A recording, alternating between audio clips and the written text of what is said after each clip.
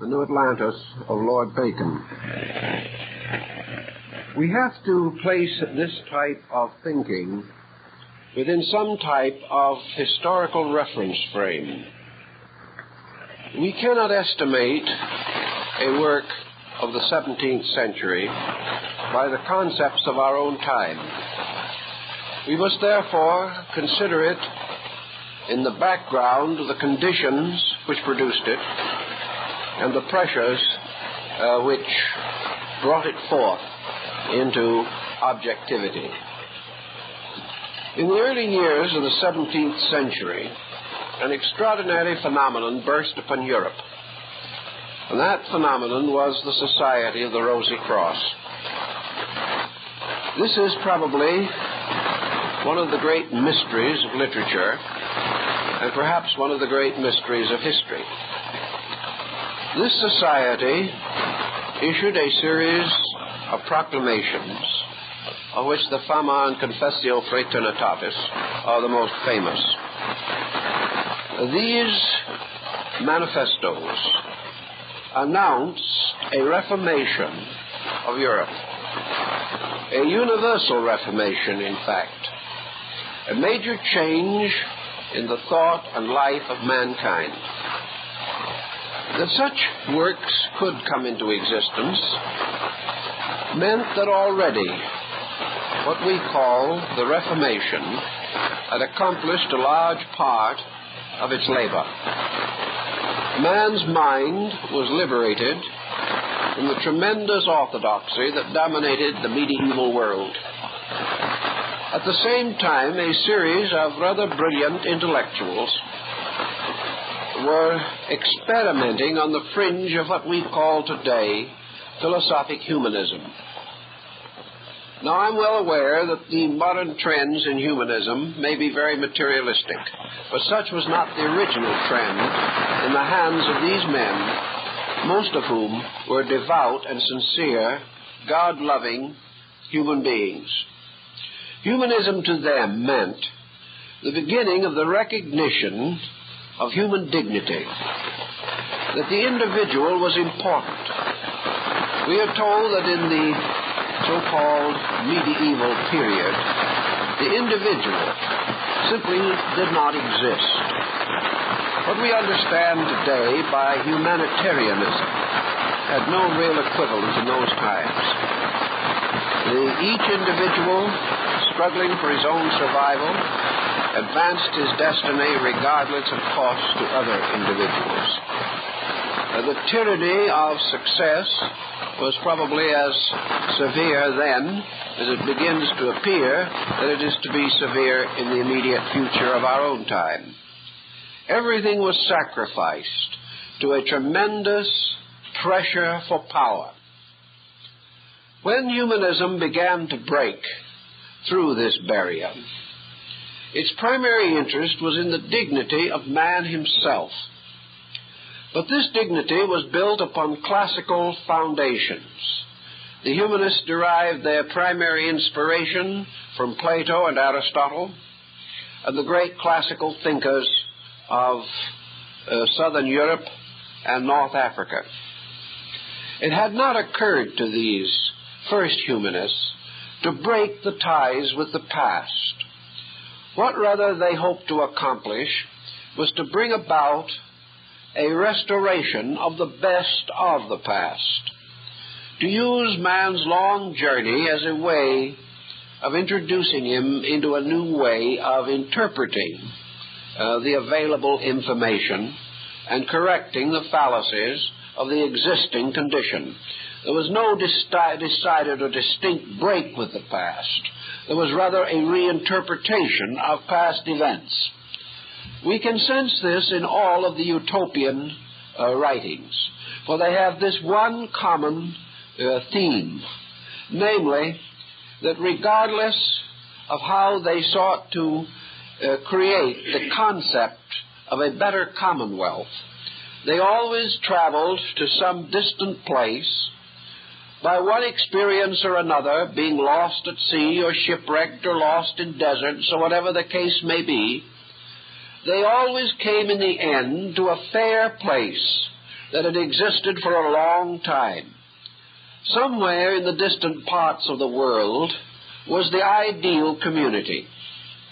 It had not been discovered because its location was remote and far from the ordinary courses of human trade and traffic. This ideal city, however, stood with its battlements, its walls, its moats, or whatever seemed to be the proper equipment of the time. The principal difference was that it was a well-regulated city.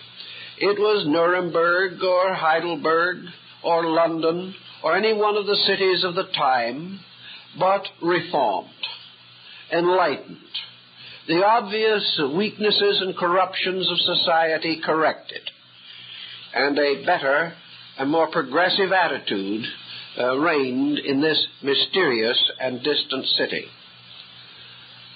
The practical foundation for many of the utopias seems to have been the development of the cantonal republics of Switzerland. The Swiss had already come to a rather advanced sociological state, while much of Europe still languished in its own despotisms. The Swiss cantonal system, with its tolerances, with its cooperative attitude toward life, was of great interest to all practical thinkers of the time. And there is no doubt that Switzerland served as an archetype for a number of the utopian productions. But this was not the full story. The full story was actually that man, looking about him for the first time, free from the oppression of the existing patterns, began to examine these patterns, find fault with them, observe how they could be changed, corrected, or improved, and dared to state what he had discovered in some articulate way. He could no longer be burned at the stake for suggesting that something was wrong with his way of life. This newfound intellectual freedom produced a wave of rather progressive types of work, many of them extremely interesting. Of course, the classic of all the utopias is More's Utopia. And in this work we find the beginning of a whole sequence of reflections upon existing evils. Reflections, however, that did not go sour, but rather took the challenge of the time and began to contemplate how the individual would live if he had something to say about the way he lived. Instead of being the victim of an oppressive feudalism, it was now his turn to do a little daydreaming. And these daydreams became quite interesting and articulate, and in many instances undoubtedly contributed to the rise of the Western democratic concept of living. I think we can say of More's Utopia that it suffered from the common ailments of these books, namely that it was rather stuffy. Stuffy in the sense that if we read it today, we would not think it very progressive. We would feel that it was dogmatic, that it had about it too much of regimentation, that actually the individual seeking a new freedom from one corruption fell under slavery to reform itself. So that instead of coming to liberty, he came to a classification, which also is of some disturbance to people today, who wonder if a highly socialized system developing here would gradually destroy most of the individuality and freedom of expression of our modern way of life. Actually, of course, the authors of the utopias were not afflicting or burdening anybody. They created their characters, their cities, and their rules. And these rules never passed beyond the pages of their own books. But in spite of the restrictions and limitations of perspective that we might expect and must accept, we see that these people were working primarily toward a concept of universal education, a concept of universal suffrage, a concept of equality, of opportunity, of equity, and of the rights of man before the law and court of his time. Each in its own way was a proclamation of a Bill of Rights. Each author found as he proceeded that his city became ever more difficult to govern. Therefore, he had to continue to do what we have done, make new laws to maintain old ones, until his utopia was as law-ridden as many of the communities he sought to reform. This experience we also have inherited from him. But in the main, he was looking for something, and he was determined to find it. And his books had tremendous appeal. When More's Utopia was issued, with the idea that there was a mysterious island on which this wonderful city stood, hundreds of people went to sea captains and tried to arrange for passage to this imaginary city. They felt that regardless of any other situation, they would rather live there than any place they knew about. This led to some confusion, but gradually the pressure subsided, and men began to realize that this utopia was an inner experience, something that man was seeking in the form of a hidden empire within his own consciousness. The next of these interesting utopian works, of course, was Campanella's City of the Sun. This was the work of a theologian, but he was well persecuted by religion for his efforts also to create the concept of a way of life which was harmonious with God and fair to mankind. Campanella recognized that ecclesiastical tyranny was no less than that of the civil courts, and that it was not much different whether the individual be dominated by the clergy or by the aristocracy. This, as you can well understand, was not particularly pleasing to the church, and it moved in upon Campanella and treated him pretty badly. But the principle involved was the same, that this escape from domination also had to mean escape from superstition.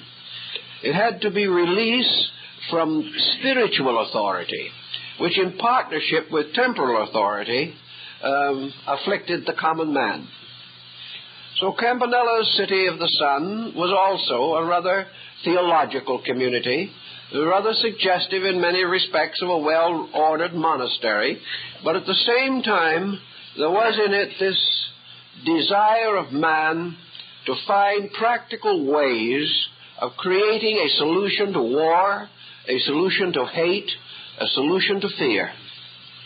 And in the beginning years of the 17th century, those problems which again loom large in our thinking were beginning to really dominate the popular mind. Probably the smuggest and most delightful of the utopias is that of the German theologian Johann Valentin André, whose book Christianopolis was highly influenced by the culture of Switzerland. Of course, André was a devout Lutheran, and he could not for a moment support the religious convictions of Calvinist Switzerland. But at the same time, he admitted in some of his writings that he regretted that he was unable to accept wholeheartedly the Swiss way or go there and live, because in many respects he admired it greatly. But out of his entire experience, he began to develop a more or less Protestant theological utopia in which, guided by the essential principles of Lutheranism, there was to be this new community dedicated to the equality and fundamental security of men. Luther, of course, cannot be blamed for André's concepts, but in his own way, Luther also, during his lifetime, expressed many of these same principles. And therefore, André undoubtedly drew much inspiration from the writings of Luther himself. In this commonwealth, which André envisioned, there was considerable emphasis upon the economic state of man. The others were more philosophical, more abstract. But André, who was much interested in labor movements in Europe, even in his own time, and was one of the first to develop a cooperative to take care of and protect the widows and orphans of laboring people. André was deeply concerned with a utopia in which everyone had the right to work, the right to have what he earned, the right to build a way of life which brought him personal security, and furthermore, if his industry was sincere and intelligent, that he had a certain right to the enjoyments of leisure, of reading, of thought, and of the general improvement of his mind. André did not unite with the popular mind that reserved all intellectual pursuits for a small group. André's thinking, the good city, the city of Christ, was not only a wonderful community, but it was in substance a great school. It was a place of universal enlightenment in which individuals learned by living and lived by the learning which they had gradually accumulated. So it was a kind of city of proletariat philosophers, philosophers that were not scholastic or academic, but were thoughtful persons to whom security brought the right to be thoughtful, the privilege to think, and the mind could be relieved from the very great emergencies of daily existence. This type of thinking also permeated other utopian productions of that period. Now this brings us to the subject of the New Atlantis, which was produced by an entirely different type of person. This work, in fact all of the others included, seem to have risen from this idea of a universal reformation of mankind. This reformation was the very pronouncement of all the utopias, that a new kind of life was opening for man. This new life was related somewhat also to the Western Hemisphere, to the development of a great new country, where plantations could be established, where men could escape from the perils and miseries of the old world and build in the new world a way of life closer to their heart's desire. It is very probable that the Rosicrucian manifestos and the utopias were both to a degree keyed to the development of the Western Hemisphere. For here at last seemed to be an opportunity to break away from the traditions of the old world and go forth in search of freedom of conscience, freedom of worship, freedom of opportunity, by which the individual could escape from the decadence of early 17th century Europe.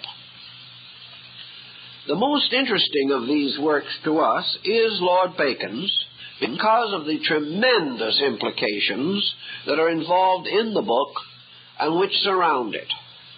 We can therefore really regret that it remained a fragment, that as far as his lordship was concerned, the work was never finished.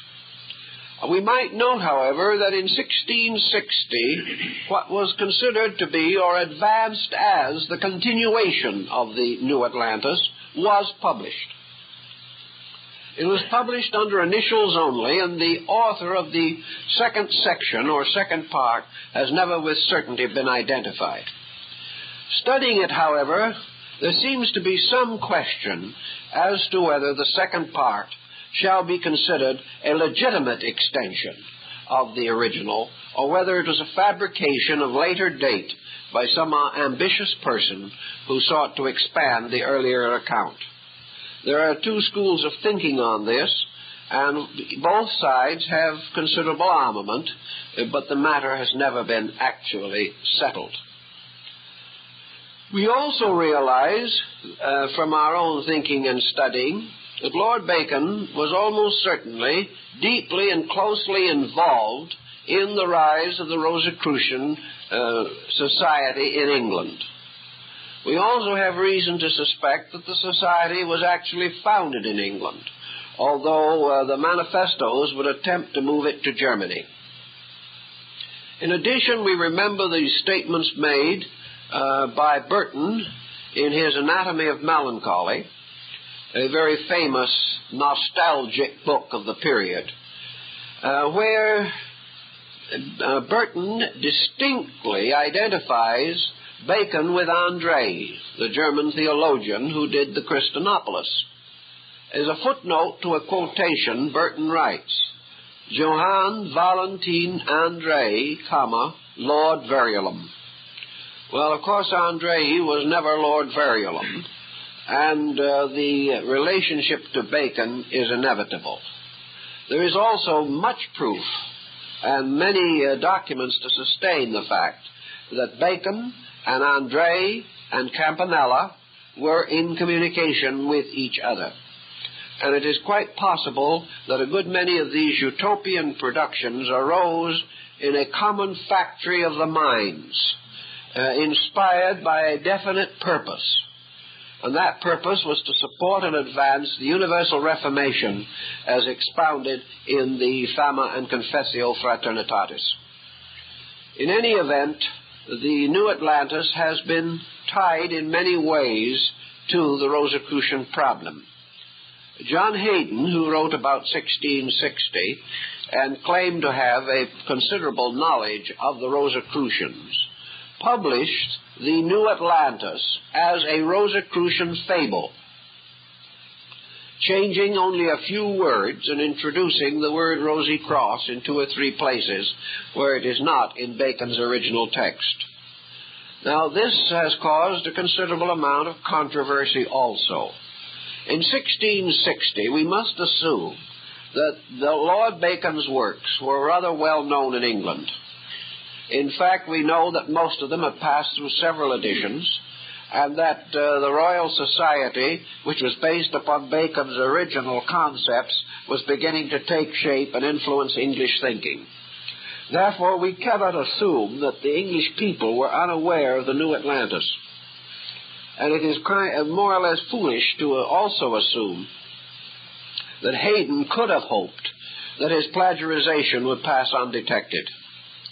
There seems to be more reason to suppose that either Hayden himself believed that the New Atlantis was a Rosicrucian fable, and therefore felt justified in making these changes, or else he was party to some knowledge and actually knew that Lord Bacon's fable was intended to be a Rosicrucian work.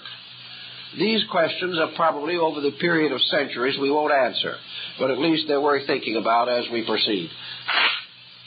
So, we come now to the New Atlantis itself, and I think we have an interesting project on our hands.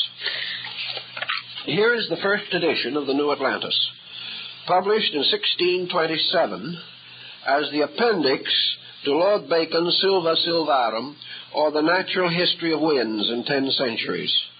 This is part of his great work, the Instauratio Magna, or the Textbook of Universal Knowledge. And the New Atlantis is appended to this as a fragment. This is its first appearance in print. It is described on the title page, The New Atlantis, a Work Unfinished, written by the Right Honourable Francis Lord Verulam, Viscount St. Alban. In the lower part of the title page, there is a rather interesting vignette. This vignette shows the figure of time, now presented almost in the form of Pan, but as an aged man, with the lower members resembling those of a goat, carrying also the scythe, accompanied by the hourglass, and drawing a female figure from a cavern, which is to be found at the viewer's left of the picture. The Latin motto which surrounds this central device reads that in time all that is hidden shall be made known. This is a rather interesting cryptic title page, and is found only on very few books. This particular woodblock, there's an interesting thing that perhaps would interest you in connection with it. This particular woodblock does occur on some other books. I have traced it on an English cookbook, which is quite intriguing. This cookbook was published about the same time as this book, and theoretically the printers had these devices available. The cookbook in question came out in 2 editions in the same year. One edition carried this little vignette, the other did not.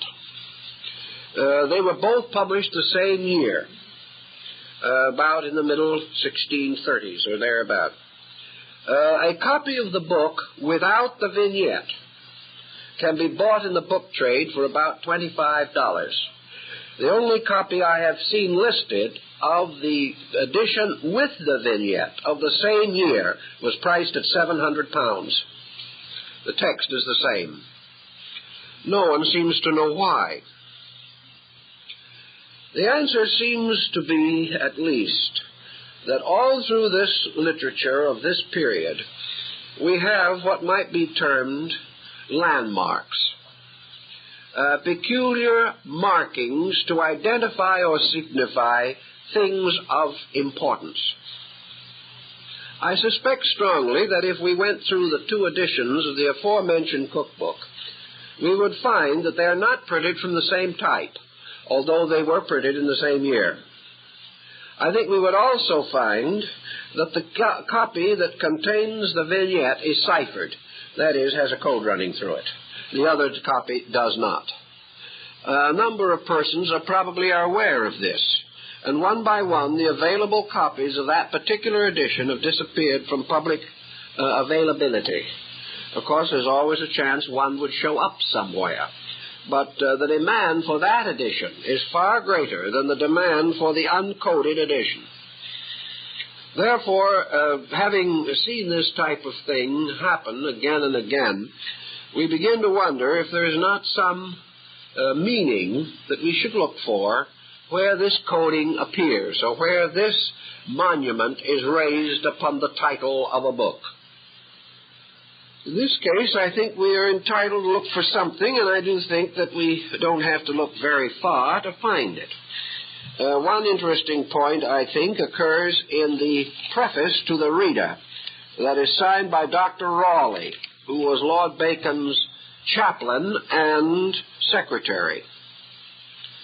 And he gives us just a little clue to the New Atlantis.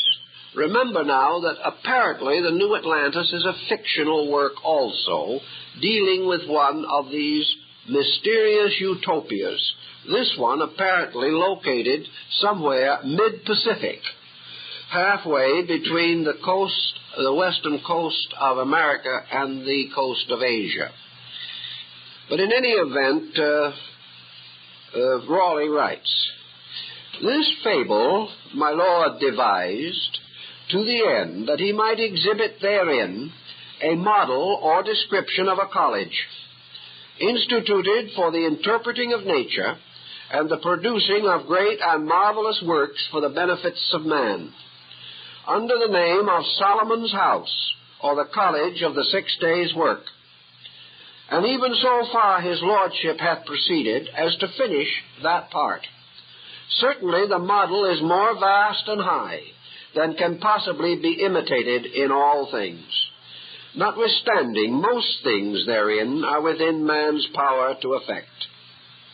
His lordship thought also in this present fable to have composed a frame of laws, or of the best state, or mold of a commonwealth. But foreseeing it would be a long work, his desire to the collecting of the natural history diverted him, and he preferred many degrees before it." This opens a very interesting point, because we know that it was upon the model of this New Atlantis College that the Royal Society of England was later founded. And Spratt, in his History of the Royal Society, definitely declares that the inspiration of it was derived from Bacon's College of the 6 Days' Work. We also know that Newton and many other important men of his time, scientists and architects, leaders of thought, belonged to a group called the Society of the Unknown Philosophers. This has likewise been traced, and we find that it arose among the same group that later integrated the Royal Society. Thus, out of the College of the 6 Days' Work, an actual physical institution did ultimately spring. But this institution was only a fragment of the original invention. It was evident from this preface of Raleigh's that Bacon had in mind creating the archetype or pattern of a great system of education, and that therefore it was not to be regarded merely as a fable, nor even as a utopia in the popular sense of that time. It was not just a story of men seeking for a better world. It had to do with something which in the development of the account we are impelled to assume already had an existence, and that like several of these other utopias, these distant places hidden from men implied perhaps a secret society or a secret association of persons that actually did exist, as in the case of the guilds, where the concept of a social commonwealth existed long before it burst through to become a political equation in European history. In any event, this is the idea of a great college or school that was to be built. The next point, I think, is perhaps more dramatic than any of the others, because it reveals an extraordinary knowledge which Lord Bacon possessed. He causes his mariners to start out from the coast of Peru, which is a peculiar place for them to start from. They sailed from Peru in a westerly direction, and after a time met adverse winds and were unable to proceed on their journey. They then were favored by winds from the south that drove them northward. And where, or in what locality, we are assumed to suppose that the discovery of this mysterious island of the wise men took place, we have no way of actually estimating. Various opinions have been advanced on this also. Perhaps this supposed area was somewhat near to what we now know as the Hawaiian Islands. Perhaps what was really implied was some of the primitive cultures of the South Pacific. In any event, several points are of interest, particularly to Americanists who have been working in this area. The principal thinking is based also upon certain words used by Lord Bacon, which in his time were meaningless or entirely beyond the general comprehension of the day. Some of the points that he makes in here were not finally clarified until the present century. Yet he seems to have had some basic knowledge about these older places.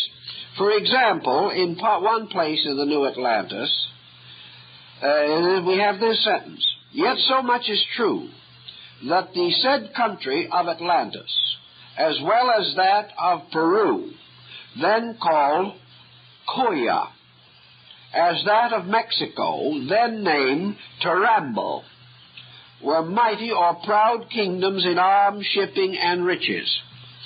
Now this is more than just a guess. In some way, Bacon was in possession of certain facts. The Kolua, which is the present pronunciation of the word which Bacon calls Koya, was the name for an ancient level of classical and cultural attainment of almost prehistoric Peru. This was not known in England or anywhere else at the time of Bacon. But it is quite possible that this particular group of Koya, symbolizing a prehistoric Peruvian culture, fits into some of our modern archaeological needs in our own present-day effort to trace the antiquity of Peruvian culture. For here was one of the very great centers of ancient Western culture. Poindexter, in his study of the Inca, has also noted that in the description of one of the great personages of Solomon's house, it is described by Bacon that he wore a turban-like hat or cap, in which was placed a stalk of wheat. This stalk of wheat occurs in ancient Indian pictures of the Incas, and the great leaders of the Peruvian culture used the stalk of wheat as a scepter. Now, we don't know how Bacon might have known this. It is possible that some of these records were brought back. But he seems to be working from something more than just a fabled interest in a situation. There is some possibility, though we have never been able to pin down the facts with certainty, that Bacon was with Drake on one of his voyages to the Western world. It is also possible that Bacon, because of his extraordinary connections, was able to do something that no other European before him had attempted to do, and no one since his time had thought of doing. Namely, that Bacon was aware that a great system of culture, including mystery schools and initiation into secret orders, did exist in the Western Hemisphere prior to the advent of the colonization scheme, and also that these cultures had reached a very high degree of attainment in Peru and in Mexico. Is he telling us then, in the story of his New Atlantis, that he has actually learned that this mysterious college of the 6 days' work actually existed in the Western Hemisphere prior to the advent of the Spaniards? Was this wonderful city of Mexico, for example, which Cortes described as the most beautiful city in all the world, the Venice of the Western Hemisphere, was this city actually also a great cultural center? Did it possess some institution which could have inspired the idea of Solomon's house, and also inspired the general concept of Bacon's mysterious island of the blessed, which he called Ben Salem, or in the larger sense, the Son of Peace? This particular possibility, that Bacon was aware that an ancient cultural foundation existed here, may have an interesting bearing on our general thinking. The New Atlantis also makes another point concerning the Old Atlantis, which is important. It states in here that the Old Atlantis was not destroyed by earthquakes, as some of the Greek writers had presumed, but that it was destroyed by water, and that this water did not completely inundate the land, but it did rise to a considerable height for a time, possibly due to great tidal waves or some other catastrophe, and that this water, rising to a height of 30 or 40 feet, destroyed those living in lower areas who were unable to escape its devastating action. But some did escape and did hide themselves in higher ground, and therefore did survive the catastrophe.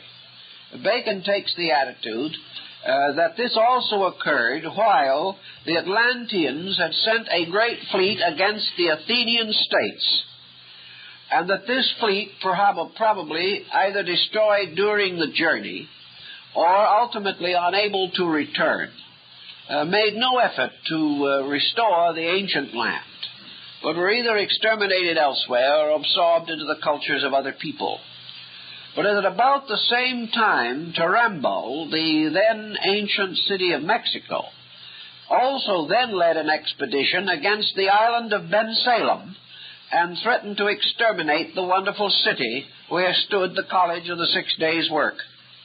This expedition also failed, not because the people of Ben Salem destroyed the invaders, but because the invaders, returning to their own land, after having taken an oath not to further disturb the peace of this fabled city, were later destroyed by the wrath of God in the form of floods and other natural disasters. This concept does agree, in some part at least, with the records that we have here in the Western Hemisphere of the destruction of the continent of the Islands of Mud.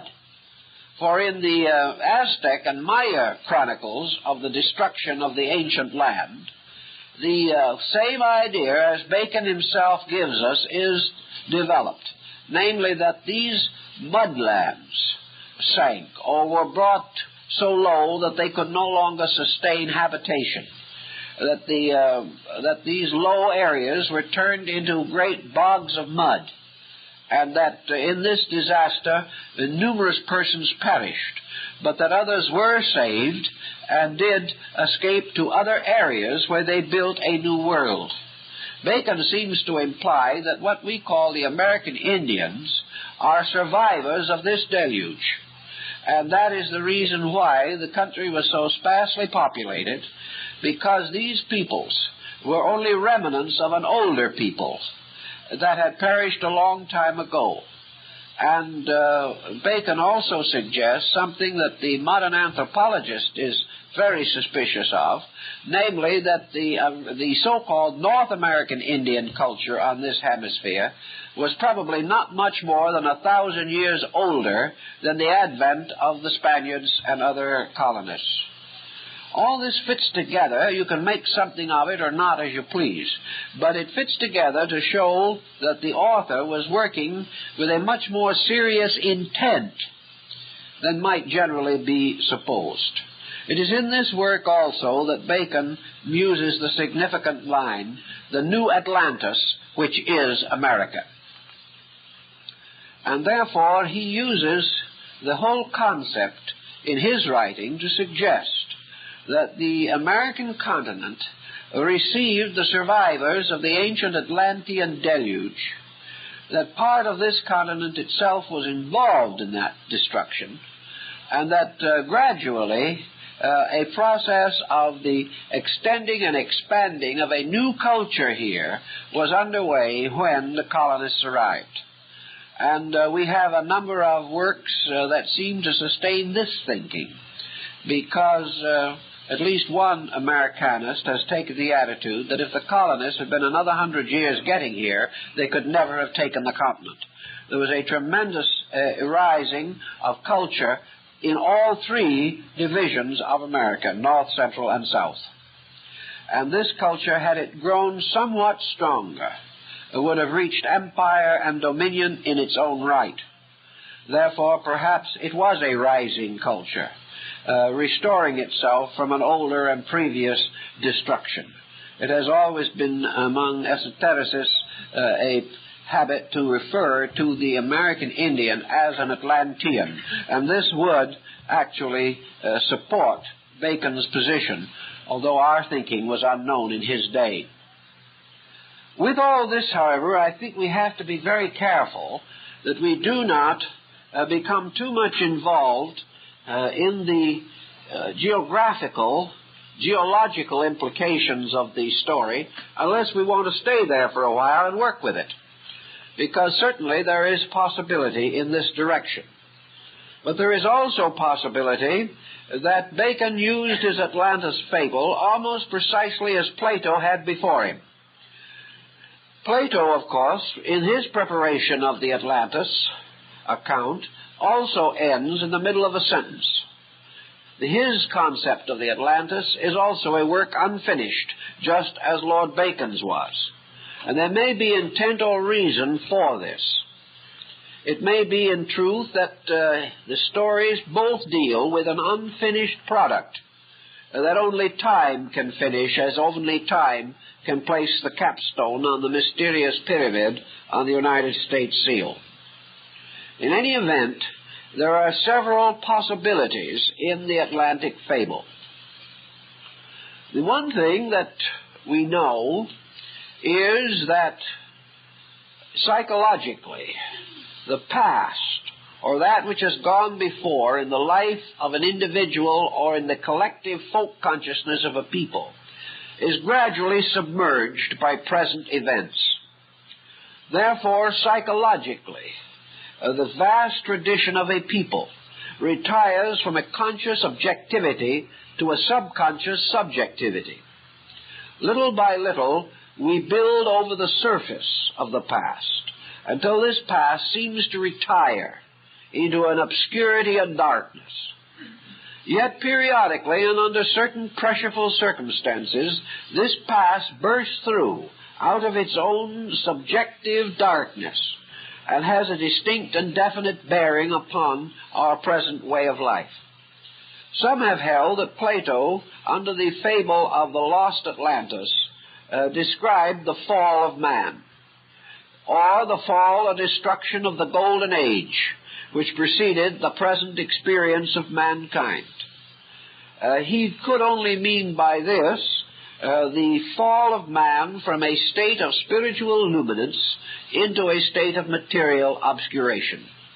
That perhaps this fall of man is therefore the descent of the human being into the material world and the creation of a physical material dilemma in which his ancient spiritually awakened state is no longer remembered by him. As the child coming into birth loses all memory of a pre-existence, so man, gradually descending into materiality, loses likewise all record of any previous conscious experience. This in turn leads gradually to the fall of human consciousness into the darkness of material embodiment. That the lost Atlantis, therefore, is the lost golden age, the lost better world that preceded the state we know. This brings us to a very interesting problem that has never also been well settled, and that is why history, from the beginning, from all the history that we know, is always the history of the decline of peoples. Everything we pick up, every history that we read, is the history of something falling apart over great periods of time. When did Egypt rise? What history do we have of the magnificent ascendancy of Egypt?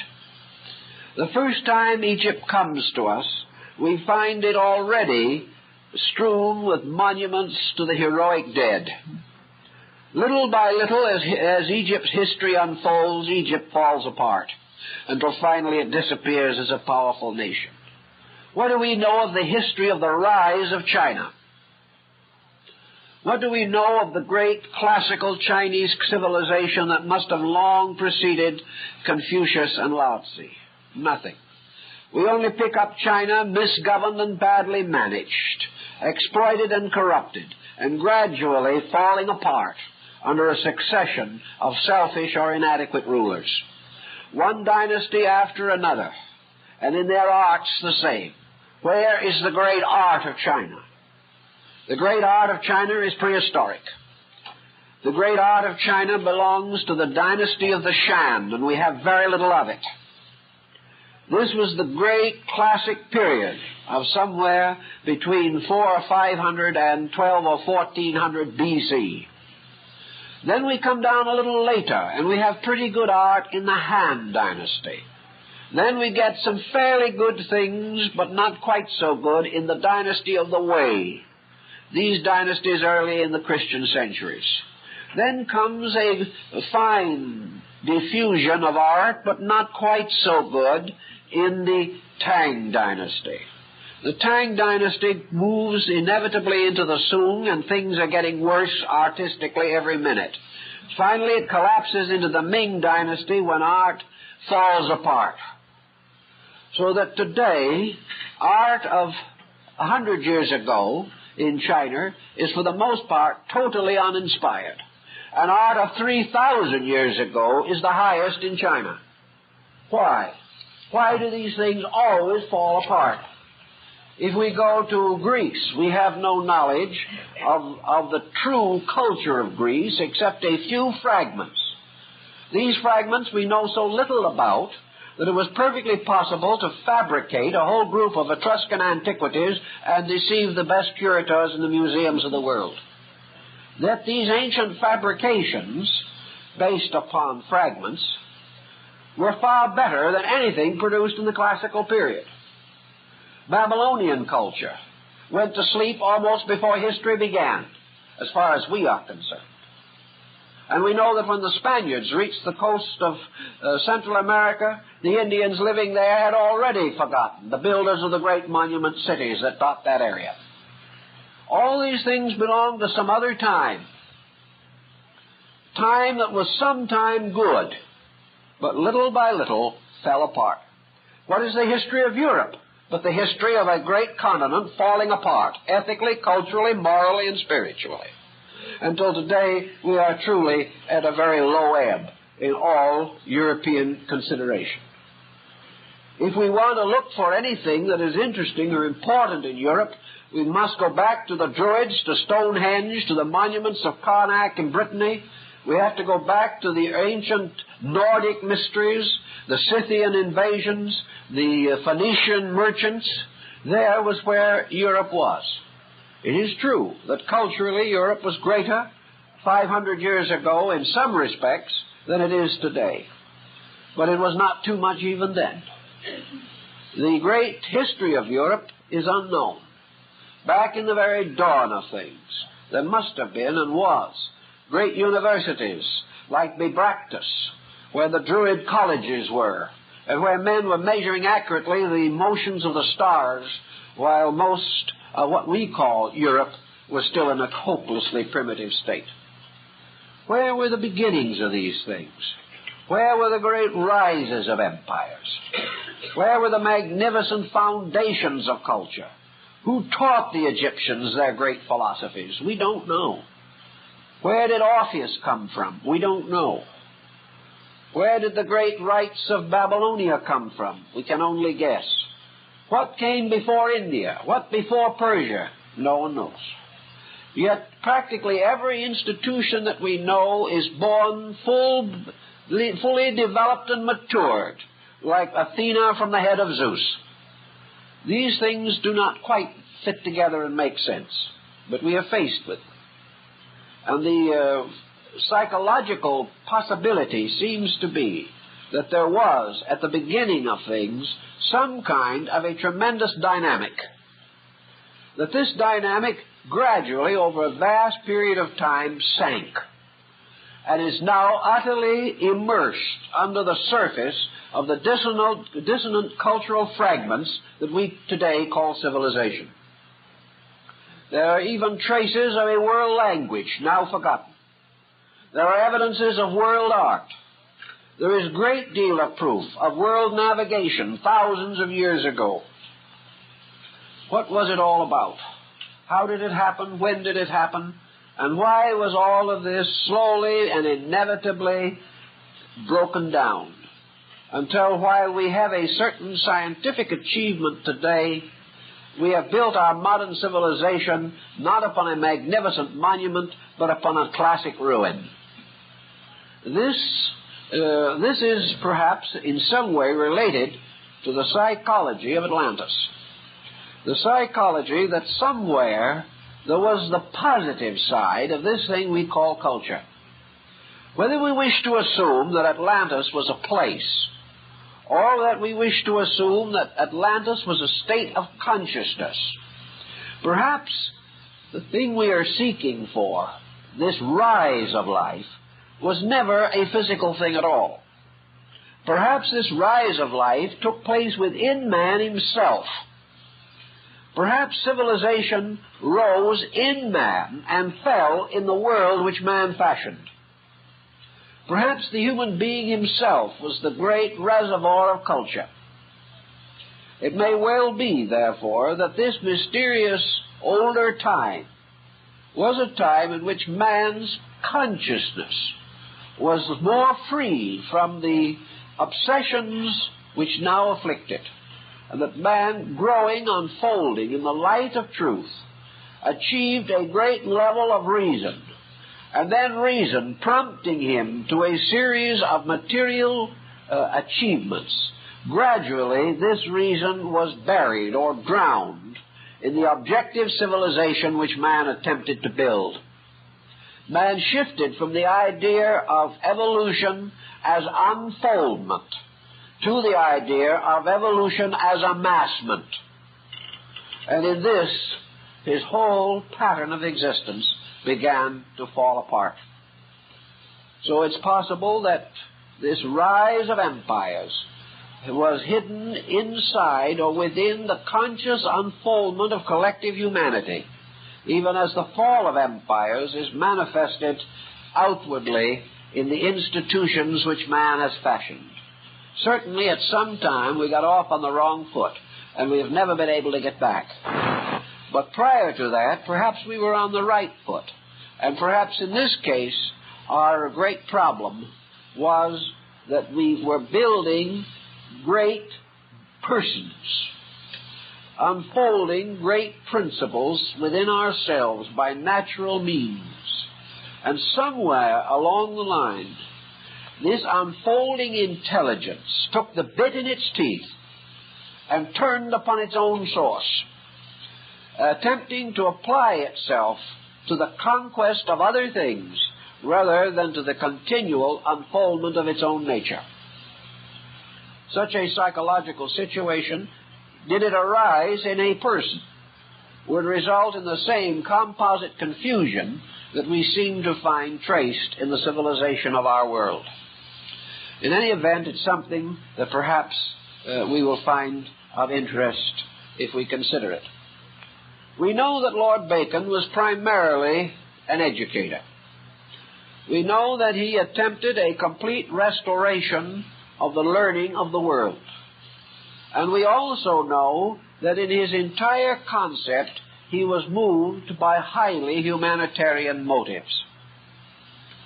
Bacon was undoubtedly of the opinion, from his writings, that we already possessed all that was necessary to establish an enduring culture. That what we had to do, therefore, was to take what we knew and use it. It did not occur to him that we are in the presence of a great emergency in which the knowledge that we possess would be inadequate. I think also in the Instauratio Magna, particularly in that part which is called the Scala Intellectus, or the ladder of the mind, Bacon points out that there is no need for an emergency. That emergency thinking arises from breaking the proper sequence of mental development. In other words, there is no real reason why a world should ever be in crisis. The reason why it is in a critical state is because groups of persons or whole generations of persons neglect those forms of knowledge which prevent crisis, and therefore suddenly awaken in a critical situation, largely due to the neglect of common facts. Incidentally, these travelers in a distant watery expanse finally reached the island of Ben Salem, and here they found a fair city, well governed. And here they were welcomed by a Christian people who had been converted centuries before by a wonderful miracle wrought through St. Bartholomew, by which the Scriptures had reached them in a mysterious ark-like box floating on the sea and guarded by a pillar of light. In any event, when these mariners reached this far distant and apparently inaccessible place, they found themselves in the presence of a cultured people, receiving them kindly and with all humanity, and willingly sharing with them much of their knowledge and their understanding. Now, in the midst of this fair city was this mysterious House of Solomon, and it was here that stood in glory the College of the 6 Days' Work. Now, the masters of this college, those who were the governors and leaders and instructors in the House of the 6 Days' Work, were rarely seen even by the inhabitants of Ben Salem. They lived strangely alone and apart in their great university city. There seems to be no clear insight as to where the student body came from, incidentally, which might cause us also to wonder about the story a little, and to suspect that we are dealing with double talk. But these mariners, as a good story must always have it, were blessedly fortunate in being allowed to meet one of the mysterious elders of Solomon's house. And from him they received a certain information or knowledge. And the lines involved in this are so well known and so famous that I think it would pay perhaps to revive them by reading the salutation of this master of Solomon's house to this seafaring wanderer who came to this strange shore and was permitted to meet this august and most wonderful person.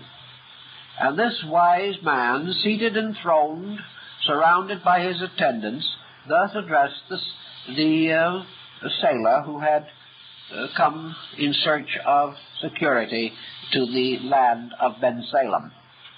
The elder says, "God bless thee, my son. I will give thee the greatest jewel I have, for I will impart unto thee, for the love of God and men, a relation of the true state of Solomon's house. Son, to make you know the true state of Solomon's house, I will keep this order. First, I will set forth unto you the end of our foundations. Secondly, the preparations and instruments we have for our works. Thirdly, the several employments and functions whereto our fellows are assigned. And fourthly, the ordinances and rites which we observe."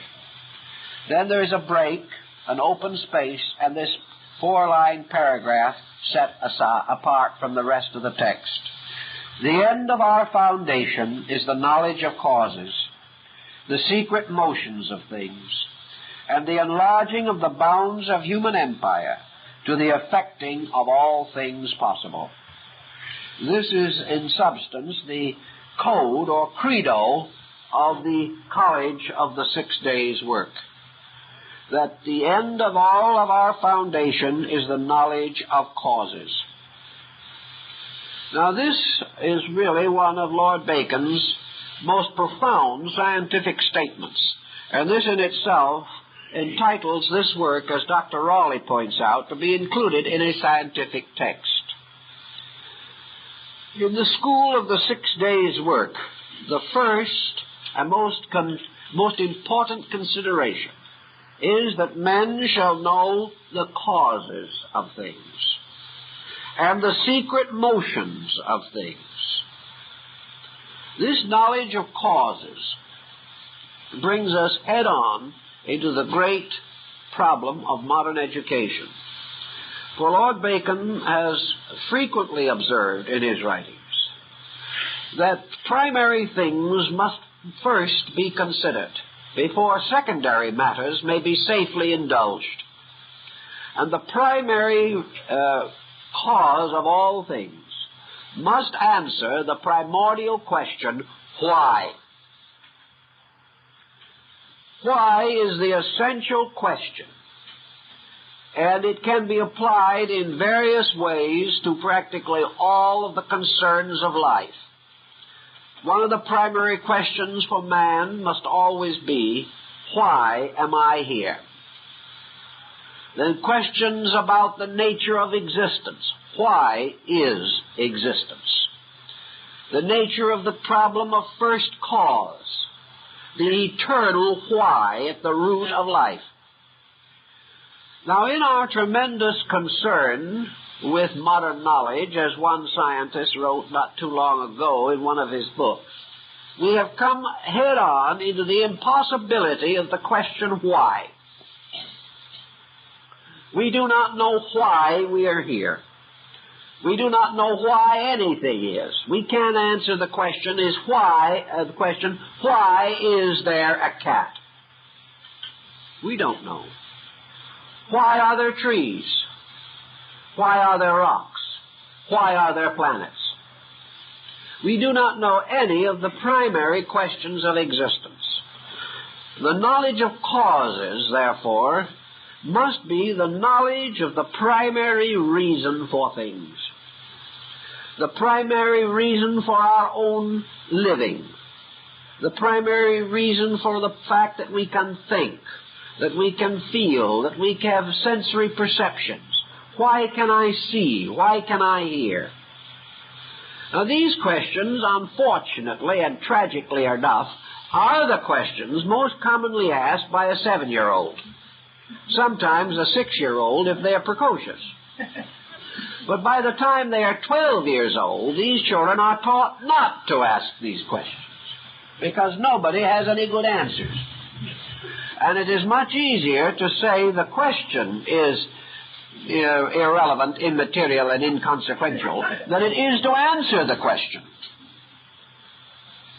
Now, the whole theory of Bacon's ladder of the intellect, based largely upon Plotinus, is that the foundation of all security must arise from the knowledge of causes. Until we have solved the matter of causation, until we know the why behind things, we have no idea of what to do. We do not know what nature wants. We do not know what God wills. Bacon points this out quite strongly. We simply are unable to obey because we do not know what we are obeying. We have certain concepts about things, and we have developed a series of theological postulations to largely fill the interval of why. Then we have taken this why and arbitrarily, in our own thinking, redefined its meaning. So that science says today, whenever we ask why, we mean how. We do not ask why a thing is, but how it operates. If you want a definition of electricity, you will not find out what it is. You will find out how it operates. And you will also find that most things are named from their functions and not from their substances. Because as yet we are unaware of substances. Yet man is able, out of the inner life of himself, to ask the question, why? And because he has the capacity to formulate the question as the expression of his own uncertainty, it is inevitable that man also has the potential to find the answer. This is why Lord Bacon broke with the Aristotelian system of study. He believed decidedly and definitely that we could no longer build a way of life upon a series of arbitrary formulas, regardless of how enlightened, noble, and really beautiful these formulas may be. We cannot answer a question with a definition. We cannot answer why by going into a long and rambling discourse on what other people have thought about why. To Bacon, therefore, the problem of the great university had to do with the correction of the direction of our effort. That instead of first attempting to swallow the entire world of knowledge at a single gulp, the problem that confronts us is to discover the nature of causes, to head into this rather than away from it. Instead of regarding the problem of causation as a taboo area, or a place where only madmen and mystics dare reside, we have to begin to think of the directing of the faculties of man to the discovery of why, or of the nature of causes. Now, it is obvious, as Lord Bacon also points out, that we have certain instruments whereby it is conceivable that we might be able to find the answers to why. These instruments include tradition, which is the best that we have learned from the past, observation, which is the living and immediate contemplation of the fact, and experimentation, which is the effort to reproduce universal processes under the disciplined, controlled methods of laboratory technique. But altogether, the direction of this effort must be not from the self out into the world of phenomena, so that that individual who memorizes the most definitions is the most learned. Our problem is to look into the cause. And it is obvious that we have only one possible instrument for the investigation of causes, and that is ourselves. In some way, we must turn the direction of our inquiry. We must turn it from the accumulation of external facts and the extension of external usages to the discovery of the essential fact, namely, what the nature of cause itself requires or demands of any process. For what we are doing now is following lines of effect, but we have not demonstrated the validity of cause. We have not found the basic reason for life, the basic reason for our own existence, nor have we found the underlying truth principles upon which science, philosophy, and religion should be built. So the College of the 6 Days' work is based, of course, upon the idea of the 6 creative days in which God fashioned all things. And this is brought down to a microcosm, or to the power of man himself. And in the beginning, God said, "Let there be light." And this is the beginning of our problem.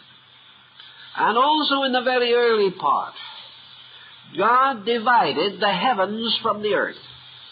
The heavens being the abodes of causes, the earth being the area of effects. And He placed certain powers in the heavens and certain powers in the earth. And man has advanced continuously regarding the lower hemisphere. He has explored the earth and continues to explore it. And under the heading of earth, we mean not only the planet, but the entire material diffusion of galaxies in which we exist. But heaven, as the nature of causes, the internal, the root of ourselves, remains unexplored. So Bacon would have us revise our entire thinking and seek first this root. And having discovered this, we are then in a condition and a position to advance all other forms of knowledge. For becoming aware of the universal purpose, we then have enlightened reason and incentive to advance that purpose. Whereas now, each person, considering differently the meaning of this basic purpose, each proceeds in his own way, in conflict with others, and there is no common agreement even as to the simplest of the spiritual values of life. This is the beginning of his foundation, and it is also the purpose toward which all knowledge must lead. For as surely as this is the beginning, so, as he says, it is the end.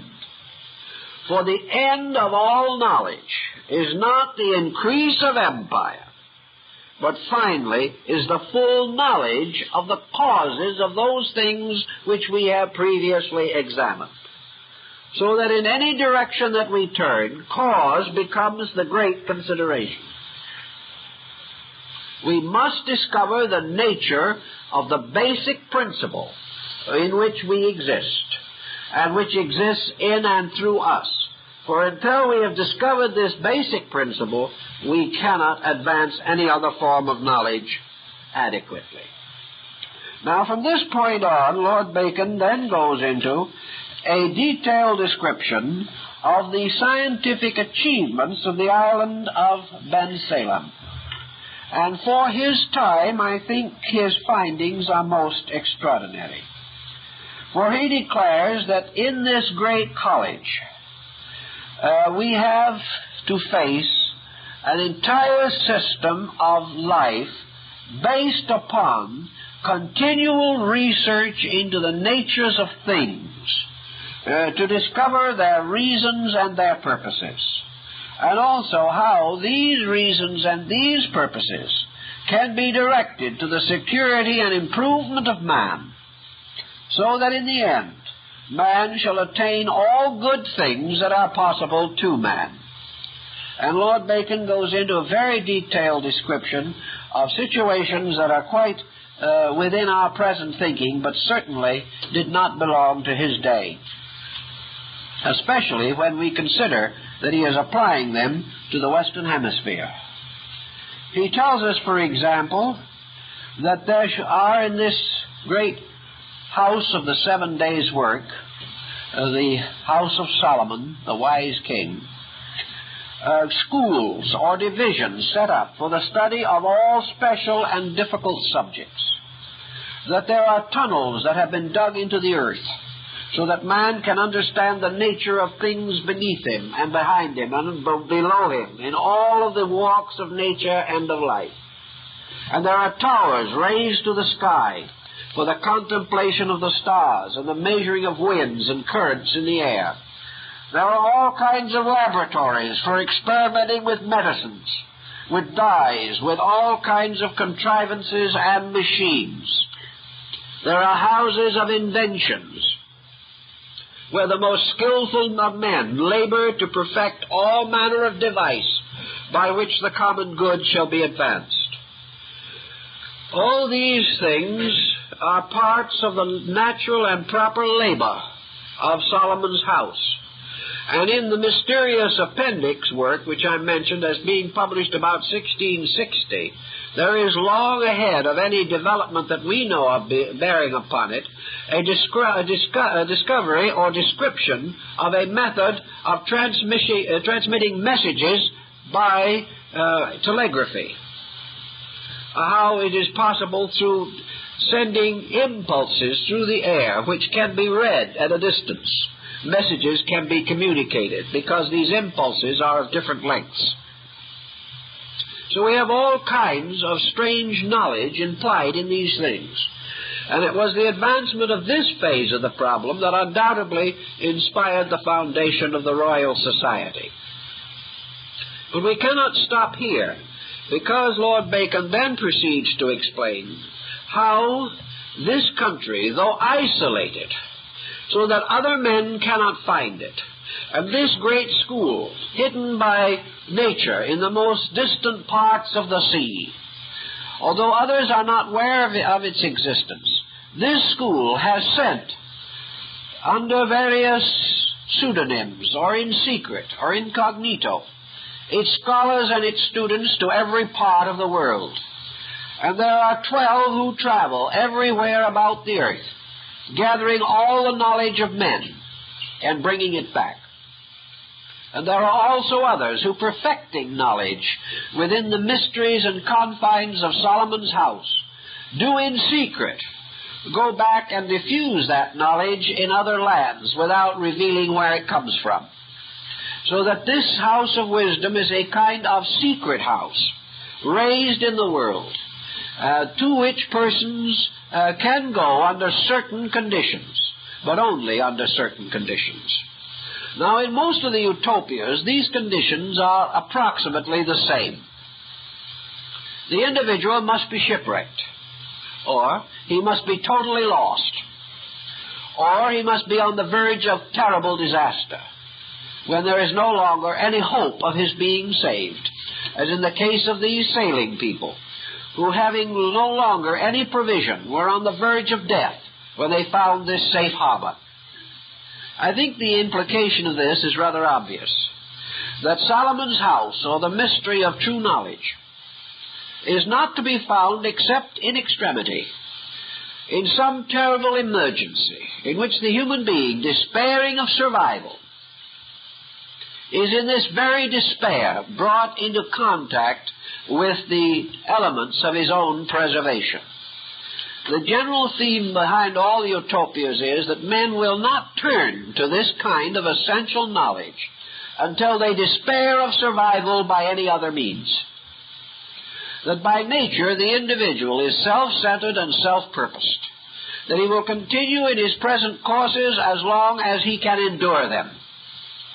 And it is only when he recognizes the immediacy of an ultimate disaster that he prays earnestly and genuinely for salvation. And having thus addressed heaven, having in this way sincerely opened his heart, having asked as the ancient American Indian did, that the elders of the true ones will show him the way, becoming thus humble in his own spirit, then he discovers rising before him the blessed city of the utopias. This again suggests the journey of man in his quest of essential knowledge, that it is only in some terrible crisis that the individual will come face to face with his own inadequacy. And the apparent indication in all of it is that this utopia, this House of Solomon, is in some way always accessible to man. It is never more distant from him than himself, but it is not to be easily found. That agents and messengers from it are constantly going forth, and also that all the news of the world is brought to them, but they themselves are concealed. In a certain sense, all the news of the world is brought to each one of us by our own sensory perceptions. And from the sensory perceptions pass inward to something within ourselves which is likewise concealed, and the nature of which we do not fully understand. If it is true that the human body is the living temple, it is also quite possible that man himself is this living college of the 6 days' work. That while this man is forever receiving insight, sending forth his messengers in search of knowledge everywhere, that these messengers travel, so to say, in secret, and are not generally known by the nations to which they come. But they bring back all knowledge. But the school itself, which is to use this knowledge, which is to gradually bring it together into this great mystery of causation, to solve the mystery of causes, this school is unseen, connected to the world perhaps only by this bridge of sensory perception. Consequently, we have the feeling, perhaps, that in prayer, in destitution, in great emergency, under tremendous difficulty, men suddenly ceasing to be worldly wise, turning from this peculiar course that has always led civilization to destruction, becoming humble, becoming receptive to light from within, are then enabled to make use of this great wisdom that lies within us. Actually, inside of man, the 7 days of creation exist. Within each one of us are the rounds and racial cycles which have preceded us. Man is the product himself of the 7 great creative cycles. And within his own nature, he has a record of all that has gone before. Within himself is the living history of his world. Within his own subconscious is the living experience of his own eternity. Somewhere submerged in him is the lost world of the past.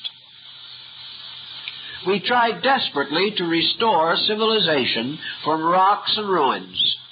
Actually, this civilization is a subconscious part of our own natures. We were Babylonia. We were Egypt. We were the glories of Greece and Rome. We were all that has preceded us in history. But between us and our ability to grasp this implication lies this difficult wall of our own materialism. While man is convinced that he had no existence prior to his present life and will have no existence subsequent to it, he is locked within a small cycle of immediate events. This in itself will destroy his relationship to the past and future.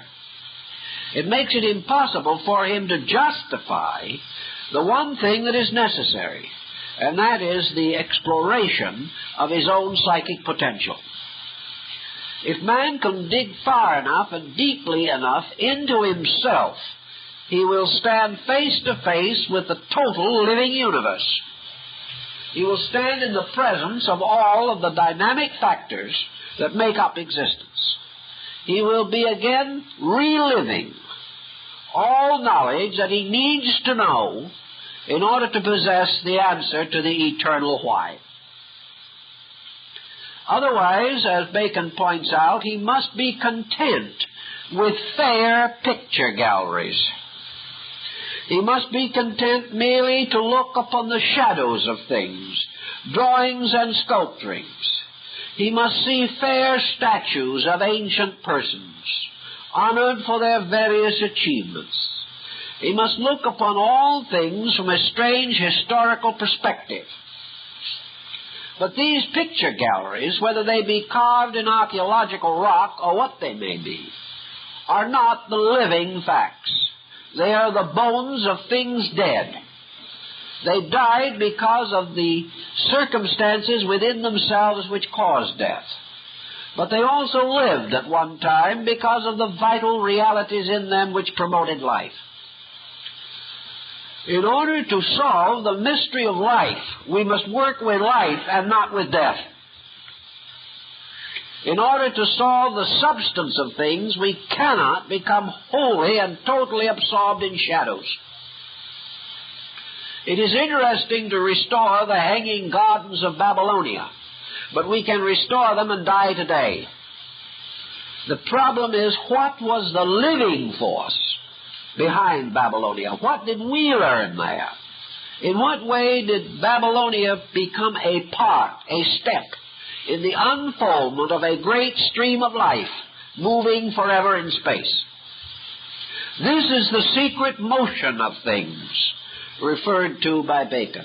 For this secret motion is the motion of life itself, the motion of things from their causes through their events to their ends.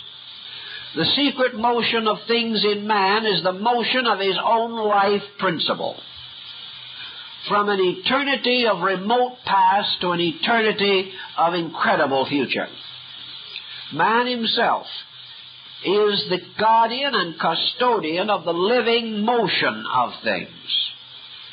And this great school of the 6 days' work is the school which man has within himself because he has graduated therefrom. We could not be here if we had not graduated from the past.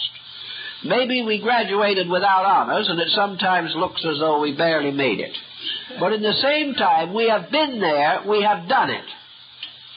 We have come through in some way. Perhaps the papers were never marked in our cases, but we did come through. We have lived through the school of the 6 days' work. The only way in which we can restore this is to assume, which we have a right to assume, that we do not live for no reason. We do not live simply because of an accidental or fortuitous condition of existence.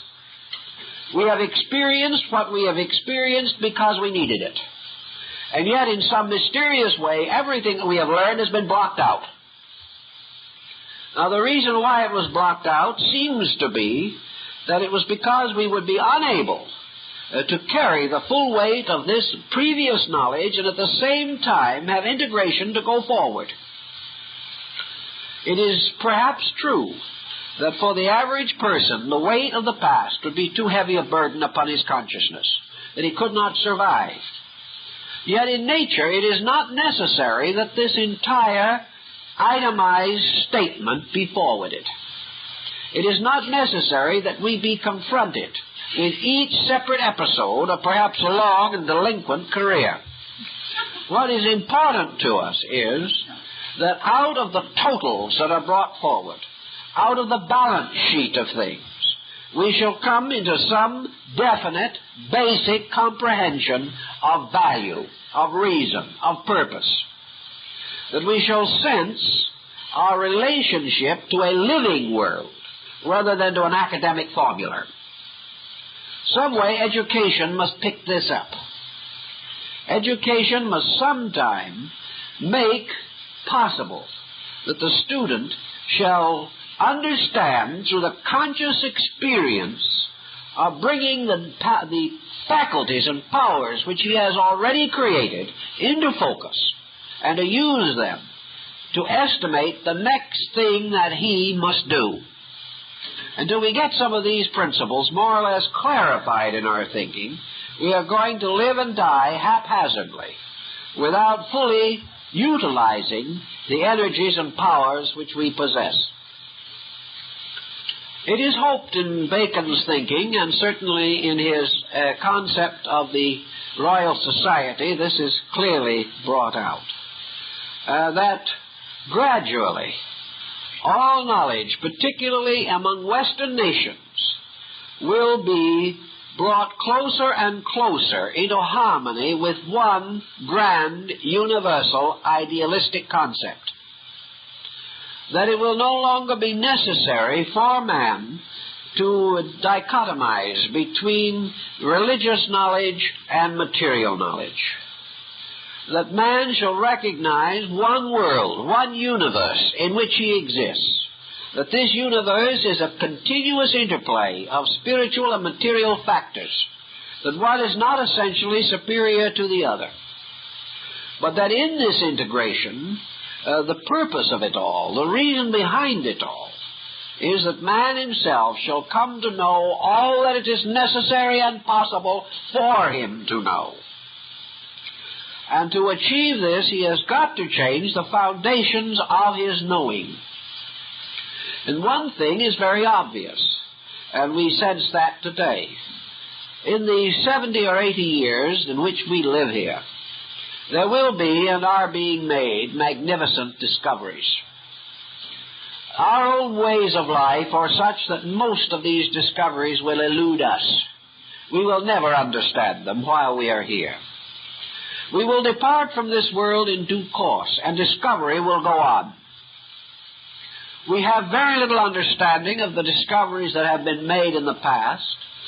Our present pressure of life is so great that the progress of the moment is comparatively meaningless to us, and we will be gone when this progress produces in turn new fruit to carry forward our search for eternal knowledge. Therefore, if man must historically know all things, he would have to continuously exist here forever.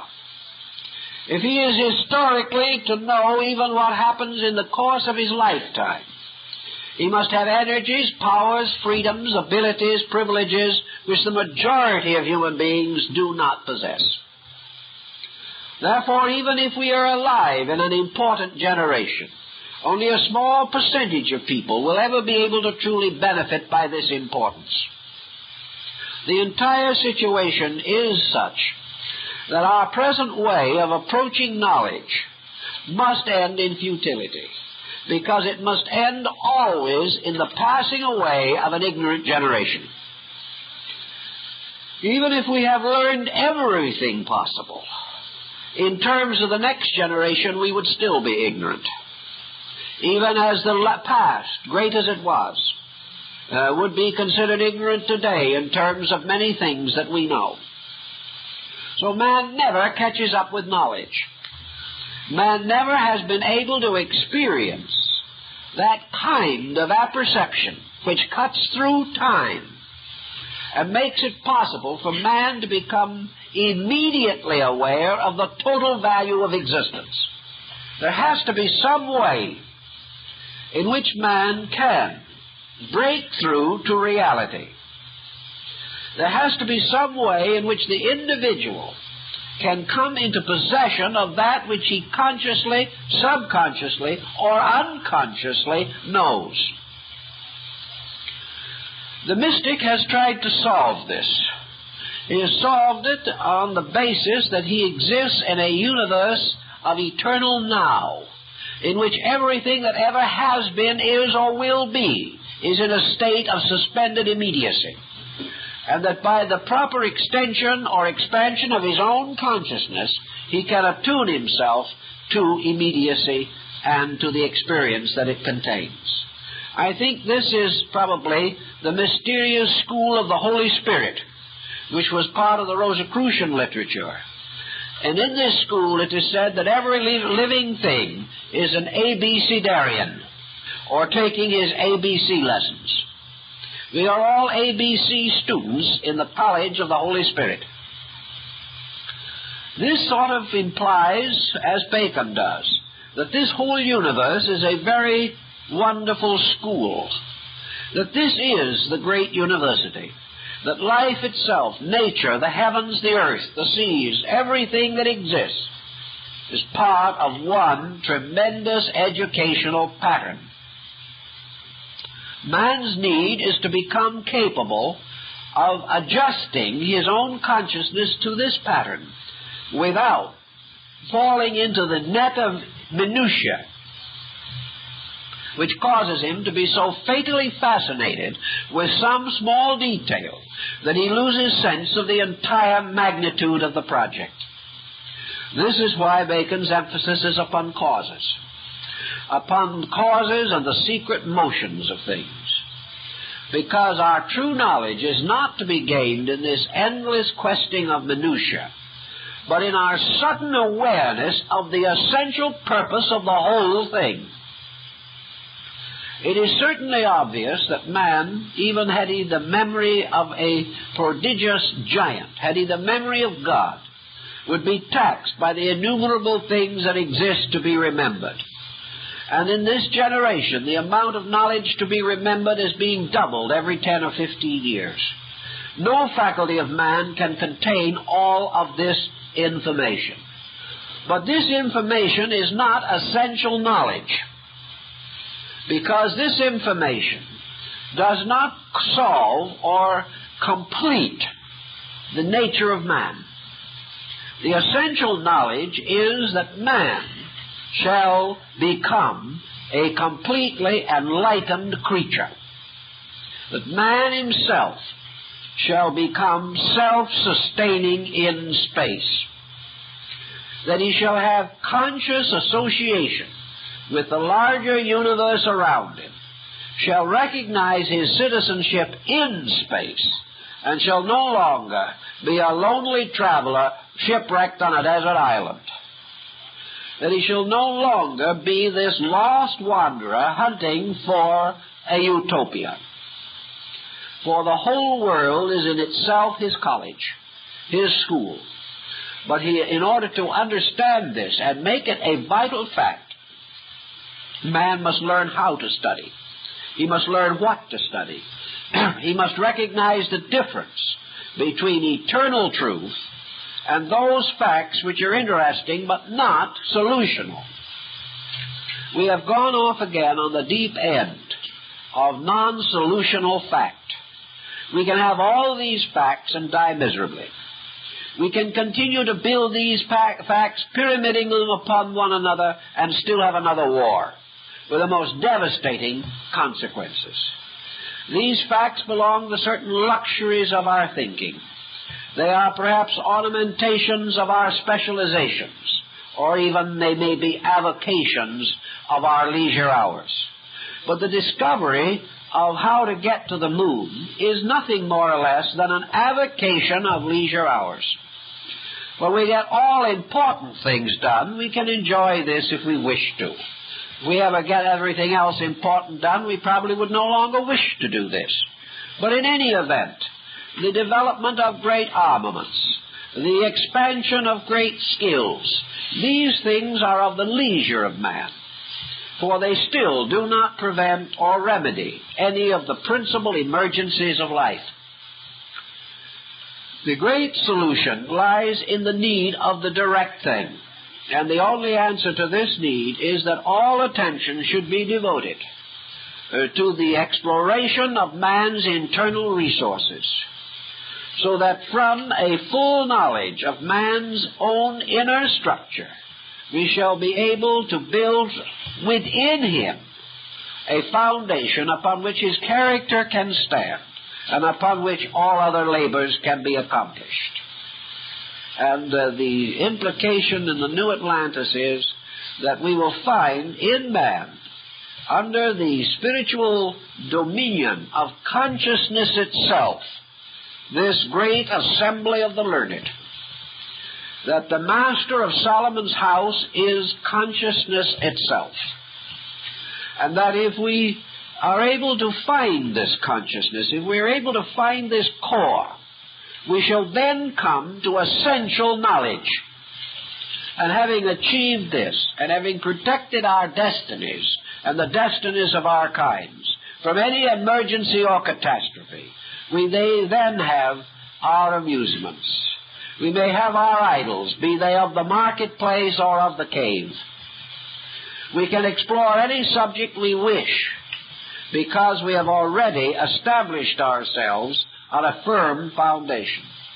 But if we attempt these diversified labors first and neglect this foundation, we shall not only suffer from lack of foundation, but will be unable to perfect these labors, because these labors, all of them, are dependent from a center of life consciousness. And until this consciousness is free to operate, no essential question that we ask can ever receive its complete answer.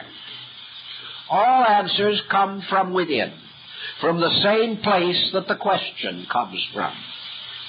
And until we answer the question inside, we will never be able to cure the ills of society on the outside. So in our emergency, when great trouble comes, and we ask divine guidance, we are actually asking the help of this mysterious college within ourselves, the college of the 6 days' work. And if we seek sincerely and earnestly after this labor, we shall certainly, in the quietude of our acceptances, receive that quality of knowledge which cannot be communicated from without, but which must arise in the sanctuary of our own hearts and souls, where only is sufficient understanding and insight available to us. So each one is encouraged to consider the importance of this great university, the university of the total past of the individual, available to him through the extension of consciousness inward rather than outward. And I think that more or less this is the larger story beneath and behind practically all of the great utopian works. Well,